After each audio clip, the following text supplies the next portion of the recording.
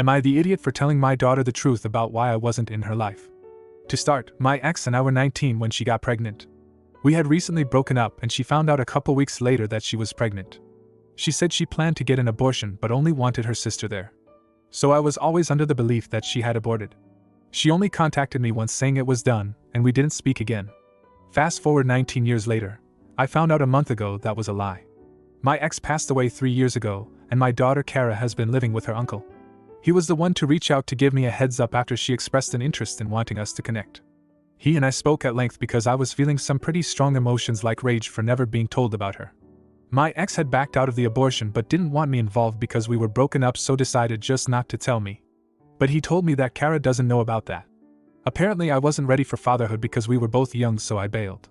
I couldn't believe it. Rob, her uncle, told me he knows his sister was wrong for that but promised Kara doesn't have any negative feelings towards me, and my ex never painted me as some villain, just a young guy who knew he couldn't properly care for her. He asked me not to tell Kara this when we talk if she asks, and because it could hurt the way she saw her mom. I never actually confirmed I would. Kara messaged me and we've been talking. I've met her twice and it's been crazy emotional. Looking at this girl who looks just like me and hurting that we're just barely getting to know each other so far. Our conversations have only been about what her life was like, how my life is, what her wants/future goals are, and getting to know each other. We met again Tuesday and she finally decided to ask the obvious questions about what made me not be involved. How did I feel, what went through my mind, did I ever think about her, etc. I had been thinking about what to do, but at that moment I just didn't have it in me to lie, so I was honest. That I was told about the abortion, had no idea she even existed until now, but that I still really want to be in her life and have the chance to be her father if she wants that. Kara was a bit emotional. We talked some more, and said she still wants me involved. That night my messages were blowing up. Not just from Rob but her grandparents as well. They're all outraged for telling Kara about her mom because she yelled at all of them, and is refusing to even take their calls. Yes, the lie was terrible, but I just ruined the image she had of her late mother for my own benefit. Rob called me a selfish prick for not taking into consideration how this would affect Kara finding out about this. So right now I feel like poop. I get. Honesty is the best policy. But in this case I don't know if I was an idiot for doing it. I'm still learning this whole dad business, so don't know if I dropped the ball here. Now for a few comments before the update. Not the idiot. Your ex lied, your ex created this mess. I'm sorry she passed, but she did this. You have no obligation to continue a lie you had no part of. Your daughter deserved the truth. Comment 2. Wow. It's a clear everyone sucks here. Your ex was terrible for lying to you. But in no way should any person be told. Your mom almost aborted you. She can't even confront her mom about it. You could have been vague and said, I didn't know about you. And I'm not judging your ex for considering abortion. At 19, that I wouldn't have thought about it myself. But once a child is born you don't tell them they could have been aborted. It's unnecessarily cruel. I know someone who was told this by their stepmother. It's in no way okay. Now for the update. I made this post a couple months back and I wanted to share what's been going on. This was a really big mess, and thank you for all your reassurance. For telling me that Kara deserved to know the truth. There was still some guilt I carried with me for days until she called me again now that she had time to process. Kara thanked me for being honest about what happened, and we had a deep conversation about what she's going through. She and her mom always had a very strained relationship even until she passed away, so there was still a lot of anger and resentment she never got to have closure for. Now learning this new lie her mom told her about me, well, it opened a lot of other mixed feelings. She has been in therapy even before her mother died to deal with their issues, so Kara is working this out with someone, which I am happy to know. Many of you were suggesting therapy for her, so at least she already had that down. My daughter's still mad at her family. She talked to them a couple times before stopping communication. Kara knows she'll forgive them eventually. But for right now, she says she wants them to live with the consequences, so hasn't had any contact with them. I did express my concern over her shutting them out, but she says it's not forever. She's still trying to process this betrayal and get to a place where she'll accept them back into her life. At the moment she's still living with her friend and wants to keep things that way. So far I have declined any financial help I offer. She just wants to work out her anger and let them sit with this for a while. I had to do some blocking still for my own peace of mind. Things are a work in progress, but I'm happy to report that we're getting along fine. Kara's been over so many times and has met my fiancé. We're learning so much about each other, even if sometimes it's hard not to get emotional over childhood memories. She talks about knowing I couldn't be there for them. Still in the process of finding a therapist myself because this has been pretty heavy on me too, and still have no idea what the hell I'm doing as a parent. Thanks for your words of encouragement, and all the advice from fellow parents. I kept getting asked for an update on this, so sorry it took me a while to remember to post something.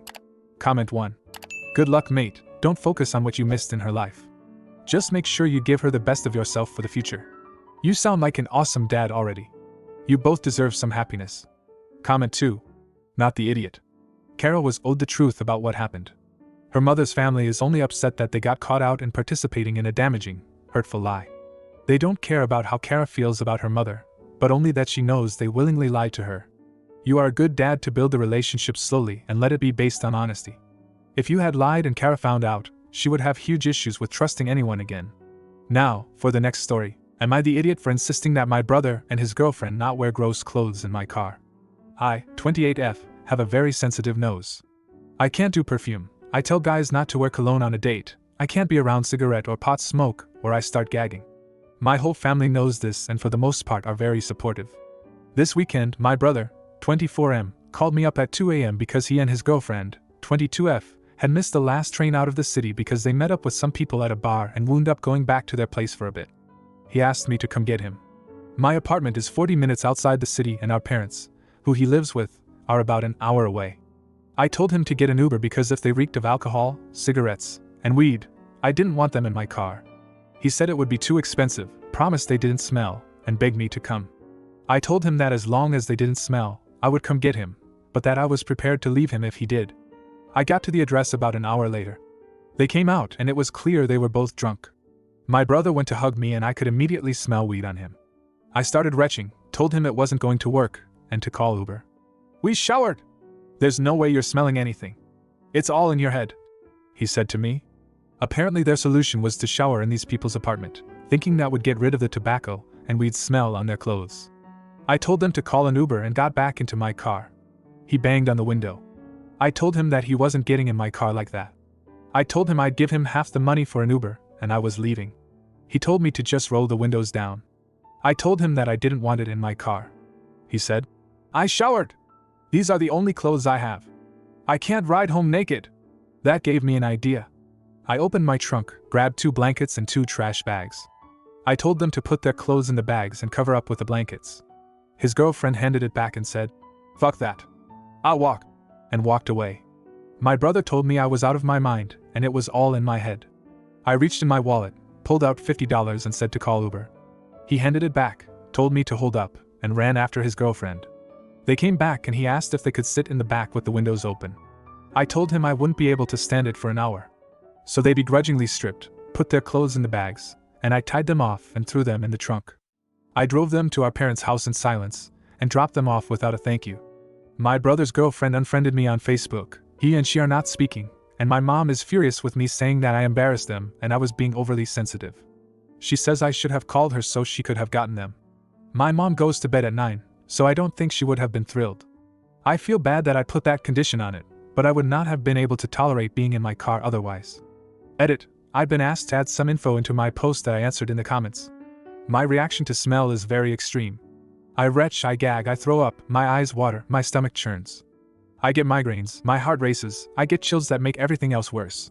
I could not have driven home with that stench in my car. We would not have been safe. Everyone who is voting that I'm the idiot seems to think I forced this girl to take off her clothes to punish or humiliate her. There is no part of me that enjoyed asking my brother to give up his clothes to get in my car. I had no smile on my face, and I apologized to them for being so sensitive to smell. I pushed for Uber. I even offered to cover most of it. It would have been $65 for them to get home. They didn't want to get in an Uber when they were in that condition. I was embarrassed to ask them to strip, but there was not a way for me to make it an hour with them in the car in those clothes. I did not tell them to get naked. I told them to put their clothes in the bag. They went behind the car. I had my back to them and was keeping my distance. My brother handed me the bags and I tied them up and threw them in the trunk without inspecting them. The blankets were a good size, so all you could really see is that both were barefoot and had removed their shirts and pants. I do not know if they left their underwear on or were naked under there. Any intimate bits were covered. Now for a few comments before the update. Pressuring your brother's drunk girlfriend to strip off and get into your car when she already made it clear she wasn't comfortable with it was a pretty crappy thing for both you and your brother to do, TBH. I'm not at all surprised she unfriended you and isn't speaking to your brother, and you trying to play the victim here because she didn't thank you is not a great look. Everyone sucks here. Comment 2. Everyone sucks here. them for not making good choices. But TBH, you sound like a lot. I also have sensory issues, and sometimes you just have to be an adult and try to just deal with it. I gag daily, sometimes for no reason at all. Changing my child's diapers is a nightmare. But the world is not going to cater to your needs. Best to get used to that. Now for the update. So, my brother's girlfriend texted me that she wanted to meet up to drop off the blanket to me. When I dropped them off, I grabbed the bags out of my trunk and handed them to them. I did not ask for the blankets back as I didn't know if they had anything on underneath, and I really just wanted to go to bed. By this point it was like 4:30 a.m. She came over to my apartment, joked about if she had to undress to come inside, and handed me back my blanket. She said it was very soft and comfortable, and she apologized for not giving it back that night, but she was kinda buck naked underneath it. She actually washed it in unscented detergent. She thanked me for coming to get them the other night, apologized for freaking out, and explained a few things. My brother had told her the trains ran all night. He wanted to stay with these friends of his and she couldn't stand the smell in there. She had called several friends, none of whom were willing to come get her at 2 a.m. He claimed our mother didn't keep her phone on that late, which is why he called me. He kept insisting that I'd never let them in the car and they should just stay there. I think he called me there just so I would refuse and they could stay there. She's the one who suggested they shower so it wouldn't be so bad for me. I guess she didn't realize how bad my issues were. Since my brother lives with our parents, she thinks he wants some alone time with her since they almost never get to spend overnights together. She didn't even realize that I suggested they strip. When I handed her the blanket and the bag, I didn't hear my brother say to her, "Let's just stay here." She thought I was giving her a blanket to sleep, and that's when she stormed off. When she was walking away, she took us all off Facebook because she was done with my brother. She added me back. When he caught up, he suggested again that they just stay there. He told her that I had told her the only way they could ride was if they stripped off their clothes and went home in blankets. She told him, "I feel gross, I want my bed. I don't care at this point. Let's just go." When they came back, he suggested the windows were rolled down. When I refused, she started undressing, so he went along with it. As for why they didn't call Uber, he didn't want to and she didn't want to ride and went alone drunk for an hour. Miraculously, she's not done with my brother. She's pissed at him for lying to her and stranding her without a ride back, but she is going over there tomorrow to talk. She loves the butthead, as she put it. She's made him a lot more focused and she's been good for him, so I'm happy that she's sticking with him for now. I feel a lot better after talking to her. Comment 1. Your brother is really manipulative. Like, this is not okay at all. He put you and her into very uncomfortable situations. I don't care how good she is for him, I hope she walks away. Then the original poster responded with, "If I were her, I would have. I'm not thrilled with him right now. However, I know how devastated he's been and I know he's been promising to be honest and open with her and be a better person. I hope he lives up to it." Comment 2. Happy this worked out for you. I'm sorry to say that I'm not so happy that she's taking your brother back, however. This doesn't seem like a good match for her. Hopefully she has enough support in her life and your brother learns to act better in the future. If you like this video, you'll probably like these too. Also, while you're here, please consider subscribing. It's your support that keeps this channel alive and allows me to make better and longer videos. Have a great day.